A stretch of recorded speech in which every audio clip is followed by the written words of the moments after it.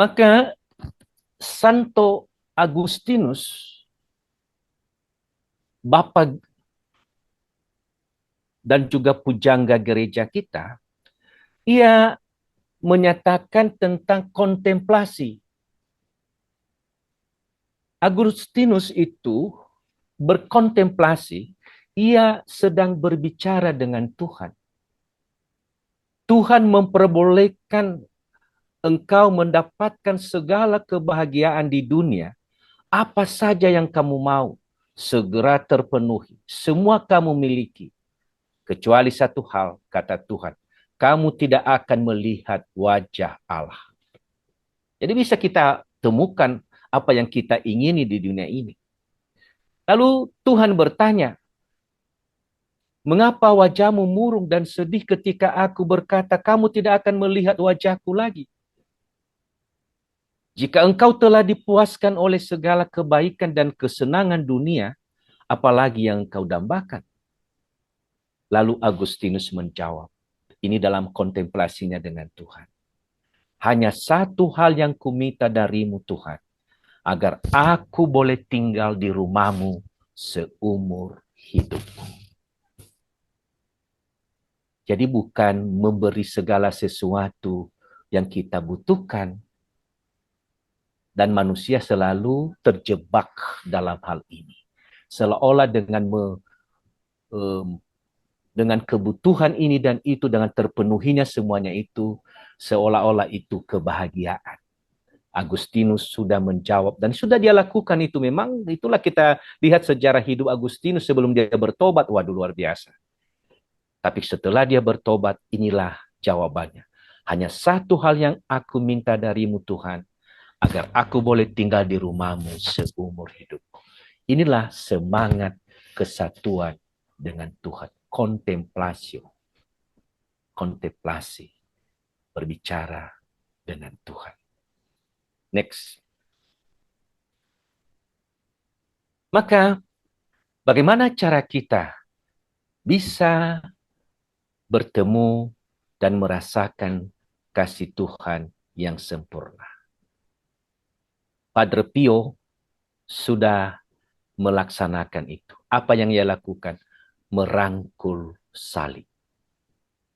Dan dia bukan hanya merangkul salib, ia menerima 5 tanda penderitaan Kristus. Dan ia tidak pernah mengeluh dengan itu. Dia pernah mengekspos, malah dia sembunyikan itu dengan baik.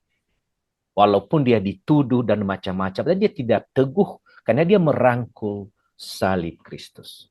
Maka merangkul salibnya berarti menemukan keberanian untuk merangkul semua kontradiksi pada saat ini. Meninggalkan sejenak kecemasan kita tentang kekuasaan dan kepemilikan untuk memberi ruang pada daya cipta yang hanya dapat terwujud oleh daya Roh Kudus. Dan dalam salibnya kita diselamatkan untuk menyambut harapan. Maka rangkulan Tuhan untuk merangkul harapan, inilah kekuatan iman yang membebaskan kita dari rasa takut serta memberi harapan. In crucis salus, dalam salib ada keselamatan. Inilah kekuatan kita. Dan ini dibuktikan oleh Padre Pio. Dan juga pendiri ordo kami, Santo Fransiskus. Kita harus merangkul salib. Dan ini tadi merangkul semua kontradiksi pada saat ini. Orang sekarang ini kan sering menolak penderitaan, menolak rasa sakit, ya, menolak berbagai masalah dan konflik. Akhirnya bukan semakin damai yang ada, tapi pemberontakan. Tapi ketika kita memeluk semuanya itu dalam kasih Tuhan, maka akan berubah menjadi kemuliaan, menjadi sukacita. Dan itulah Golgota kita. Next. Maka Santo Bonaventura mengatakan dari salib Kristus ya menantikanmu, kepalanya tertunduk hendak menciummu. Nanti Jumat Agung kita mencium salib. Lengan-lengannya terentang hendak memelukmu.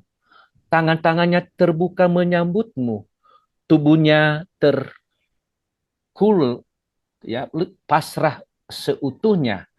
Kakinya terpaku menantimu dalam diam.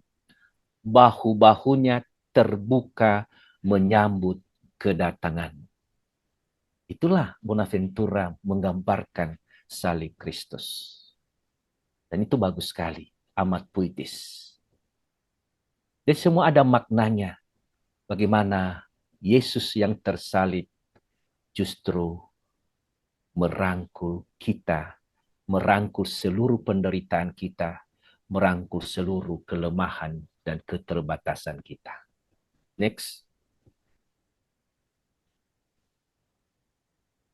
Maka Santo Agustinus dia mengatakan tentang manusia peziarah. Jadi kita ini di dunia hanya peziarah, musafir.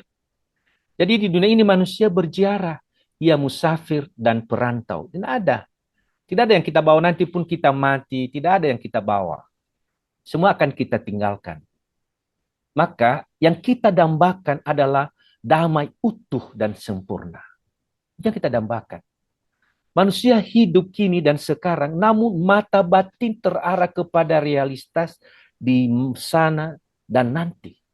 Jadi di situ kita terarah kehidupan kekal yang sudah dijanjikan kepada kita. Maka aksi nyata sekarang, aksio, tetapi dengan kontemplasi ke depan. Dan itu yang kita kontemplasikan, waduh bagaimana. Maka jangan fokus pada penderitaan sekarang, jangan fokus pada berbagai masalah, fokuslah kepada Dia. Itu yang kita kejar. Ini hanya sementara kita sebagai musafir. Jadi penderitaan itu pun akan selesai. Kita akan memeluk kebahagiaan kekal bersama Bapa di surga. Dan itu yang kita kontemplasi. Jangan di realitas kita ini, kalau kita kontemplasi sekarang di sini, maka memang yang ada rasa sakit, konflik, penderitaan, penghinaan, macam-macam yang kita terima. Tapi kontemplasi kita, ada harapan, ada salib kemuliaan yang saya tuju. Golgota adalah kemuliaan, bukan tengkorak. Next.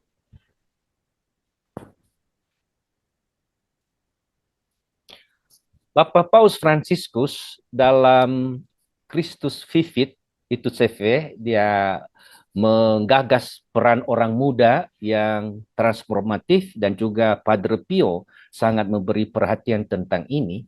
Maka ia berkata, bermimpi. Dia katakan mimpi yang paling indah dicapai dengan harapan. Jadi kita itu harus bermimpi dengan penuh harapan dan kesabaran dan komitmen. Maka menolak ketergesaan. Jadi jangan buru-buru tergesa-gesa. Ya. Jadi kita harus punya harapan. Maka dia katakan jangan menganggap bahwa kebahagiaan itu ada di kursi malas. Dan janganlah menghabiskan hidup hanya di depan layar. Di depan layar HP dan sebagainya. Tolong, katanya, janganlah kamu pensiun sebelum waktunya. Nah, itu dia. Jadi bagus sekali kita mimpi, harus bermimpi kita. Karena kita harus punya harapan dan kita punya kesabaran dan komitmen. Jangan tergesa-gesa, jangan buru-buru. Tenang, hadapi dengan tenang, maka kata Paus, mimpi kita akan menjadi indah. Dan jangan menganggap bahwa kebahagiaan itu ada di kursi malas, bermalas-malas, tidak mau baca kitab suci, malas berdoa, karena capek, ada banyak alasan. Kata Paus, tolong jangan kamu pensiun sebelum waktunya. Next. Yang berikut, Bapak Paus juga mengatakan kita harus berjalan. Apa maksudnya berjalan? Yesus adalah jalan. Kita harus berjalan, jangan tinggal diam. Maka ajaklah dia naik ke perahu. Ya, naik ke perahu. Itu kan selalu dalam perahu hidup kita itu kan dilambangkan bahwa akan dilanda oleh badai dan gelombang angin. Itulah perahu hidup kita. Ajak Yesus. Kan itu pengalaman para murid juga. Ketika Yesus ada di situ, maka badai dan apa menjadi tenang. Dan kita bertolak bersamanya. Maka dia katakan kepada bertolaklah lebih dalam. Duk in altum. Karena kalau di pinggir-pinggir saja, ikan-ikan kecil makan pun tidak dapat. Tapi masuk ke lebih dalam, akan mendapatkan ikan besar. Duk in altum. Keluarlah dari dirimu sendiri. Jangan tinggal diam. Itulah berjalan. Berjalan bersama Yesus. Kita harus keluar dari diri kita. Kita masuk juga ke kedalaman diri kita, lalu kita keluar dan berjalan bersama Yesus, mewartakan kabar gembira. Next.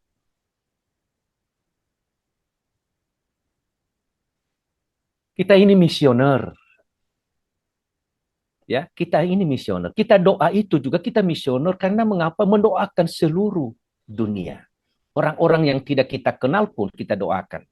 Kita ini dari Sabang sampai Merauke, kita seluruh Indonesia, marah di luar negeri, itulah kita misioner sebenarnya. Walaupun kita tidak beranjak dari kita, tapi kita melakukan karya misioner. Nah, maka kemanakah Yesus mengirim kita? Tidak ada batasan dan batasnya. Ia mengirim kita kepada setiap orang. Injil adalah untuk semua orang. Janganlah takut untuk pergi dan membawa Kristus ke dalam setiap lingkungan, ke wilayah pinggiran, bahkan kepada mereka yang tampak paling jauh dan paling acuh tak acuh. Itu kita bawa. Dan itu sudah kita laksanakan dan itu kita tingkatkan. Jangan kita langsung merasa puas dengan itu. Kita adalah misioner. Next.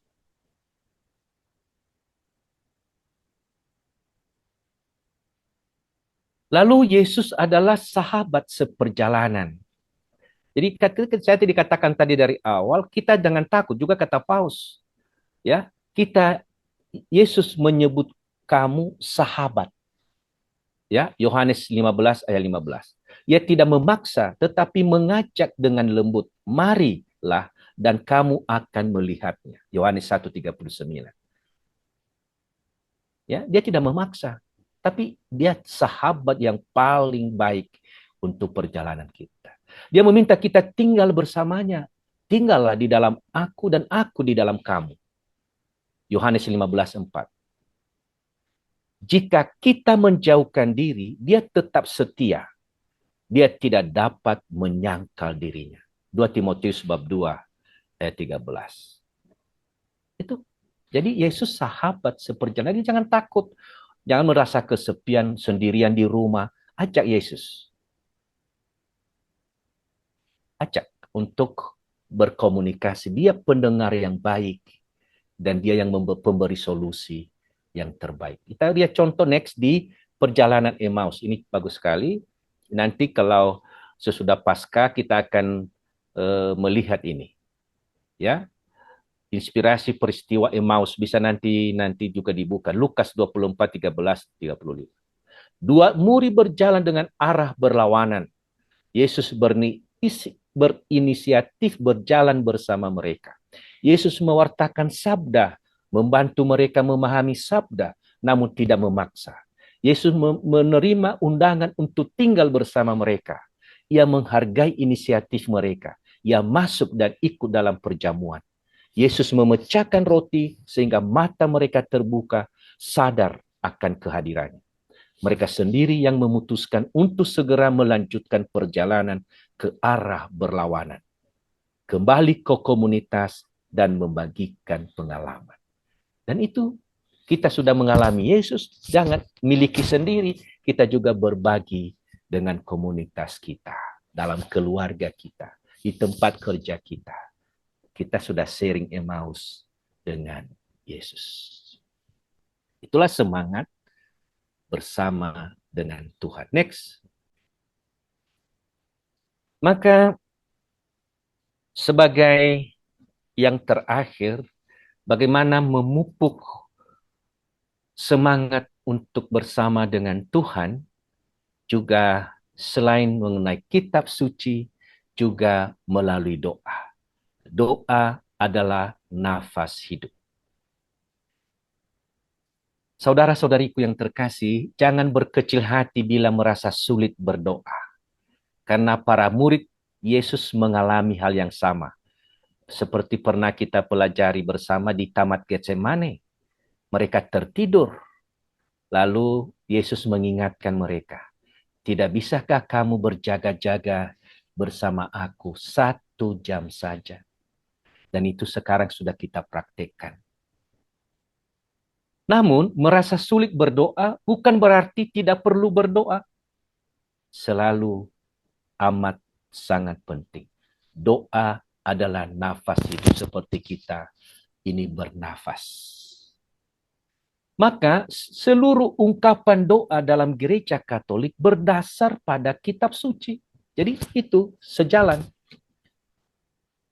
Apalagi doa yang diajarkan Kristus kepada kita. Doa Bapa kami amat lengkap.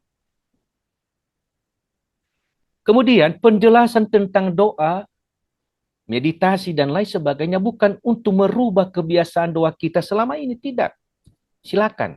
Tapi untuk lebih melengkapi dengan pemahaman yang lebih dalam.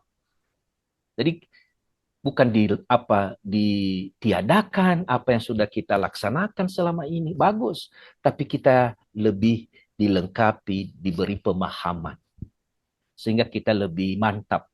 Oh, rupanya apa yang saya lakukan di selama ini semakin hari semakin berkembang.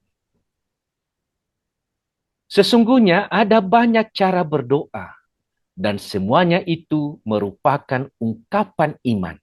Karena hanya dengan iman, maka kita memperoleh keselamatan. Jadi jangan merendahkan yang lain. Cara berdoamu salah. Doa-doa yang kamu, hanya doa kita yang sama bersama Padre Pio ini yang nomor 1. Jangan. Ya. Semua cara berdoa kita itu semuanya merupakan ungkapan iman. Karena hanya dengan iman, maka kita memperoleh keselamatan. Mari kita saling melengkapi. Mari kita saling mendukung. Kalau ada yang kurang, bukan untuk mengajari, merendahkan, tetapi untuk memulihkan, melengkapi, dan pemahaman lebih dalam tentang doa. Jadi itu aja cara yang kita lakukan. Maka saudara-saudari yang terkasih, inilah semangat yang kita pupuk untuk selalu bersama dengan Tuhan lewat kitab suci, lewat doa, lewat kontemplasi. Baik doa pribadi maupun bersama. Baik, mari kita tutup dengan pelajaran ini dengan doa kepada Santo Pio oleh Mons Luigi Rena. Doa kepada Santo Pio oleh Monsignor Luigi Rena. Padre Pio, engkau adalah saudaraku dan pembimbingku. Aku ingin memuji Tuhan atas karunia yang Dia berikan kepadamu dengan caranya yang paling misterius. Dia menandaimu dengan luka sengsaranya, agar engkau menjadi saksi rahmat-Nya di dalam dunia. Perolehlah bagiku pertobatan sejati, perlindungan-Mu untuk semua orang yang kukasihi. Dan jika Tuhan bertanya padaku, ajarilah aku cara memikul salibku. Aku berdoa agar kekuatan Injil dapat menjadi kata harapan dan keselamatan bagi setiap manusia. Dengan tangan-Mu yang terluka, berkatilah gereja dan seluruh masyarakat kami. Berkatilah kami agar semua pria dan wanita dapat menjadi alat belas kasih dan pendamaian. Amin. Terima kasih. Demikianlah pelajaran kita malam ini. Atas segala perhatian, saya ucapkan terima kasih. Selamat malam. Terima kasih banyak, Padre.